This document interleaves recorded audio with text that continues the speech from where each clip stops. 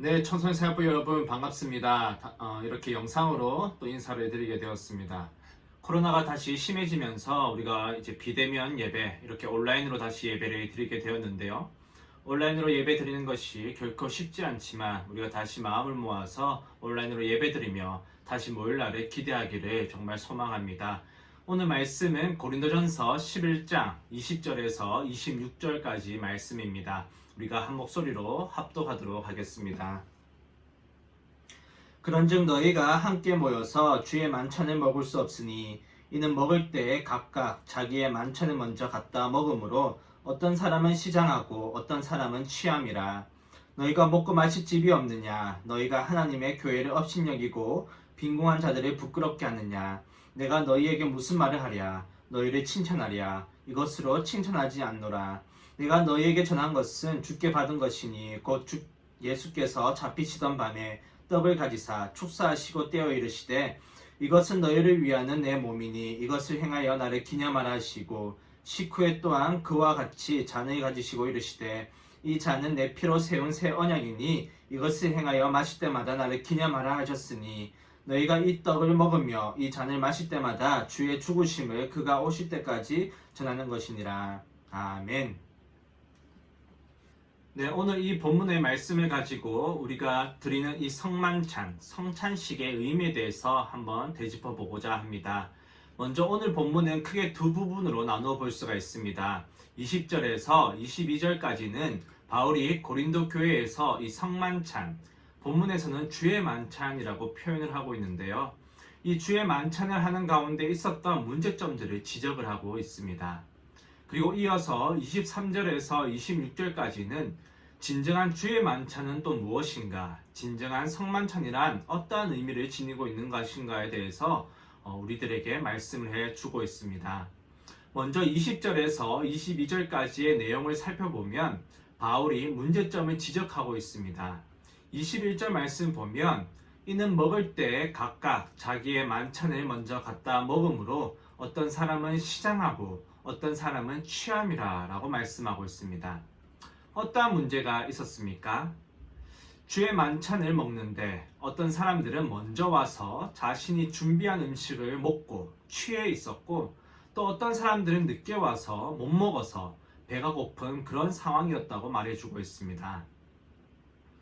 왜 어떤 사람들은 일찍 와서 자기가 준비한 음식을 먼저 먹고 취해 있으며 또 어떤 사람들은 음식도 준비 못하고 늦게 와서 배가 고파 있는 이러한 상황이겠습니까? 바로 고린도시는 이 계급 사회였기 때문에 그렇습니다. 로마의 영향 아래에 있던 고린도 역시 로마처럼 원로원, 기사, 계급, 귀족 계급, 평민, 해방노예, 노예 이렇게 수직적인 계층 구조로 되어 있었습니다. 그리고 당시는 이 오늘날처럼 성만찬이 예배의 형식으로 되어 있었던 것이 아니라 자신들이 준비한 음식을 서로 먹고 나누는 한 집에서 이 한 끼의 식사와 같은 개념이었습니다. 오늘날로 표현하자면 넓은 이 금수저의 집에 그리스도인들이 모여서 주의 만찬을 나누는데 소위 금수저들은 많은 음식을 준비해서 일찍 와 먹고 있었고 평민이나 노예들은 일을 하고 올 수밖에 없었기 때문에 늦은 시간에 모일 수밖에 없었던 것입니다. 근데 문제는 그 먼저 모인 사람들이 자신이 준비한 음식을 먼저 먹고 취해버려 있었고 또 늦게 온 사람들은 배가 고파 있던 그런 상황이었다는 것입니다. 그리고 기다리지 않고 먼저 음식을 먹은 것도 문제이지만 더 큰 문제는 자신들이 준비한 이 음식을 서로 나누지 않고 각자 준비한 자신의 음식을 먹었다는 점입니다. 그러면서 사회적으로 약자인 이 일을 마치고 늦게 온 이 이웃을 부끄럽게 만들었다는 것입니다. 그래서 바울은 22절에서 이렇게 말씀하고 있습니다. 너희가 먹고 살 집이 없느냐? 너희가 하나님의 교회를 업신여기고 빈궁한 자들을 부끄럽게 하느냐? 이렇게 꾸짖고 있는 것입니다. 고린도 교회는 주님이 몸소 보이신 이 주의 만찬, 성만찬의 뜻을 제대로 이해하지 못하고 그저 성만찬을 자신들이 먹고 마시고 즐기는 하나의 식사 정도로 변절시켜버렸던 것입니다. 함께 은혜를 나누어야 할 이 식사의 자리가 상처만 주는 식사로 전락해 버린 것입니다. 바울은 이러한 문제를 지적하면서 그런 진정한 주의 만찬은 무엇인가, 진정한 성만찬은 무엇인가에 대해서 말씀해 주고 있습니다. 23절에서 25절 말씀을 보면 내가 너희에게 전한 것은 주께 받은 것이니 곧 주 예수께서 잡히시던 밤에 떡을 가지사 축사하시고 떼어 이르시되 이것은 너희를 위하는 내 몸이니 이것을 행하여 나를 기념하라 하시고 식후에 또한 그와 같이 잔을 가지고 이르시되 이 잔은 내 피로 세운 새 언약이니 이것을 행하여 마실 때마다 나를 기념하라 하셨으니. 아멘. 사도 바울은 예수님의 말씀을 인용하여 진정한 성만찬이 무엇인지를 알려주고 있습니다. 우선 예수님께서는 떡을 가지시고 축사하시면서 이것은 너희를 위하는 내 몸이니 이것을 행하여 나를 기념하라 라고 말씀하십니다. 잔을 들고서도 마찬가지입니다. 예수님 말씀에서 우리에게 명령을 하고 있는데요. 바로 이것을 행하여 나를 기념하라는 것입니다. 우리가 성만찬을 통해서 행하고 또 기억해야 되는 것이 무엇이겠습니까? 바로 예수님의 십자가 사건입니다. 우리를 위하여 자기 자신을 내어주신 그 위대한 사랑, 그 십자가의 사랑을 우리는 성만찬을 하는 동안 기억해야 하는 것입니다. 바울은 23절에서 이렇게 말씀하고 있습니다. 주 예수께서 잡히시던 밤에. 여기서 잡히시던이라고 번역된 헬라어 단어는 파라디데토라는 단어인데 우리가 잡히시던이라고 생각을 하면 뭔가 수동적이고 억지로 끌려가는 그런 느낌이 있는데요. 유다가 예수님을 넘겨준 사건으로 우리가 해석을 할 수도 있지만 이 파라디데토라는 단어를 바울이 어떻게 성경에서 사용했는지를 한번 우리가 살펴볼 필요가 있습니다. 로마서 4장 25절의 말씀 보면 예수는 우리가 범죄한 것 때문에 내 줌이 되고, 여기서 내 줌이 되다라는 단어가 똑같은 이 파라디데토라는 단어가 쓰였습니다. 그리고 8장 32절 말씀을 보면 자기 아들을 아끼지 아니하시고 우리 모든 사람을 위하여 내주신 이가 어찌 그 아들과 함께 모든 것을 우리에게 주시지 아니하겠느냐. 여기서 내어주신이라고 번역된 단어가 또 파라디데토라는 단어입니다. 다시 말하면 잡히시던 이 말이 뭔가 수동적이고 억지로 끌려가는 것을 의미하기보다는 하나님께서 능동적으로 우리를 위하여 자신의 아들을 내어준 그 행위를 나타내는 단어라는 것입니다. 하나님이 이 세상을 구원하시기 위한 능동적인 행위를 나타내는 단어가 바로 이 파라디데토라는 단어라는 것을 볼 수가 있습니다. 그리고 갈라디아서 2장 20절의 말씀을 보면 이렇게 말씀을 하고 있습니다. 내가 그리스도와 함께 십자가에 못 박혔나니 그런즉 이제는 내가 사는 것이 아니요 오직 내 안에 그리스도께서 사시는 것이라.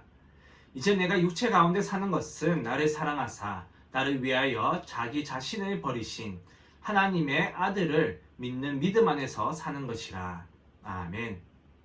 여기서 예수님은 바울을 위해서 자기 자신을 버리신 분으로 표현하고 있습니다. 이렇게 잡히시던으로 번역된 파라디데토란 단어는 하나님께서 세상의 구원을 위해 보여주신 하나님 자신의 행위, 하나님께서 우리를 위해서 주 예수를 넘겨주시는 의미로 해석을 할 수 있습니다. 또 예수님이 자신의 희생을 나타내는 자신을 내어주시는 그런 의미로도 해석할 수가 있습니다.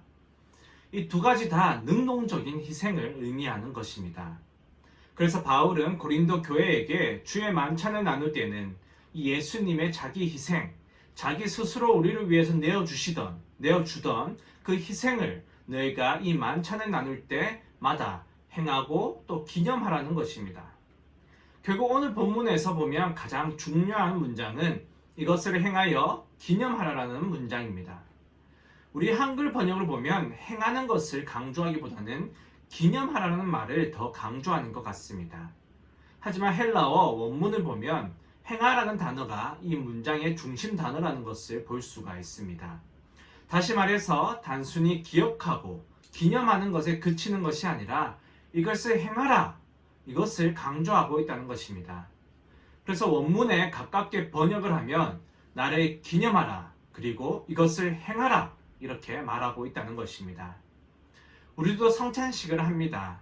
우리가 이 성찬식을 하면서 자칫 잘못할 수 있는 것은 이 예배 자리에서 그저 예수님의 희생, 십자가의 사랑과 사건을 기억하는 것에서 끝날 수가 있다는 것입니다. 성찬식 때 빵과 포도주를 마시면서 예수님께서 나를 위해 십자가를 지셨구나, 나를 위해 돌아가셨어, 이렇게 하면서 그 사랑에 감격하며 그 사랑을 기억하는 것에서 끝내고 있을 수 있다는 것입니다.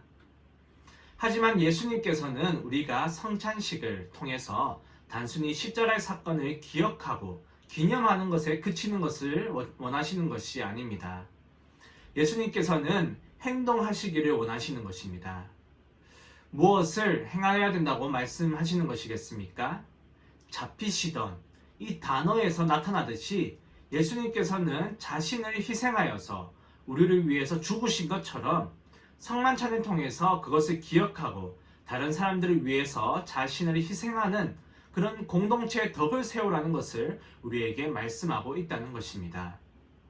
너희가 가진 것 때문에, 또 너희의 계급 때문에, 또 너희가 음식 때문에 서로에게 수치를 주는 것이 아니라, 상처를 주는 것이 아니라, 내가 너희를 위해서 죽은 것처럼, 내 목숨을 스스로 내어준 것처럼 너희도 서로 섬기고 사랑하고 희생하면서 공동체가 하나 되어라고 말씀하고 계신다는 것입니다. 우리는 우리의 이웃을 위해서 얼마나 희생을 하고 있습니까? 우리가 속한 공동체가 하나 되기 위해서 얼마나 희생을 하고 있습니까? 예수님께서는 우리를 위해서 자기 스스로 목숨까지 내어주시고 십자가를 지시는 희생을 하셨는데, 그 값없이 받은 그 사랑을 아무런 노력 없이 그 사랑을 받은 자로서 우리는 오늘 하루도 어떻게 살아가고 있습니까? 혹시 이웃을 미워하고 있진 않습니까? 동료에게 화를 내고 있진 않습니까? 가족에게 상처를 주고 있진 않습니까? 이웃의 어려움을 보지 못한 채 고린도 교회처럼 자기가 가진 것에 취해서 행복해하고 있진 않습니까? 사랑하는 청소년 사역부 여러분, 이 성찬식, 성만찬이 우리에게 주는 진정한 의미가 무엇입니까? 예수님의 그 십자가 사건, 자기 자신을 내어주신 그 사랑의 사건을 단순히 기억하고 그것을 감격하는 것에서 끝나는 것이 아니라 나의 이웃, 나의 가족, 안 믿는 나의 공동체 사람들을 위해서 예수님께서 우리를 위해서 희생하셨듯이 사랑하고 섬기고 그들을 위해 희생하는 그러한 행동을 하라는 것입니다. 저는 이 센텀 장로교회가 자신이 가진 것으로 사람을 섬기는 공동체가 되었으면 좋겠습니다. 그리스도의 사랑이 무엇인지, 그리스도의 희생이 무엇인지 이 세상에 보여주는 교회가 되기를 소망합니다. 이웃을 사랑합시다. 이웃을 섬깁시다. 이웃을 위해 희생합시다. 이것이 하나님을 사랑하는 것이고 또 하나님을 섬기는 것이며 또 하나님을 위해서 희생하는 것입니다. 그리고 여기에 참된 행복과 기쁨이 있다는 것을 저는 믿습니다. 이렇게 우리는 예수님의 희생을 기억하며 우리가 가진 것으로 이웃을 부끄럽게 하는 것이 아니라 우리의 가진 것으로 이웃을 사랑하고 섬기며 희생하는 그리스도인이 되기를 주님의 이름으로 축원합니다. 기도하겠습니다. 사랑의 하나님, 감사드립니다. 오늘도 이렇게 영상으로 하나님께 예배드리게 하심에 감사드립니다. 하나님 아버지, 지금 코로나로 인해서 많은 사람들이 어려움을 겪고 있습니다. 또 예배 또한 온라인으로 하나님께 예배를 드리게 되었습니다. 주님, 이 코로나가 더 이상 확산되지 않도록 주님께서 역사하여 주시고 정말 하나님께 드리는 이 예배의 기쁨을 놓치지 않는 저희들이 될 수 있도록 은혜 더하여 주시옵소서. 또한 저희가 가진 것으로 이웃을 부끄럽게 여기며 힘들게 하는 것이 아니라 저희가 가진 것으로 이웃을 사랑하고 섬길 수 있는 행동으로 보일 수 있는 저희들이 될 수 있도록 은혜 더하여 주시옵소서. 감사드리고 예수님의 이름으로 기도드립니다. 아멘.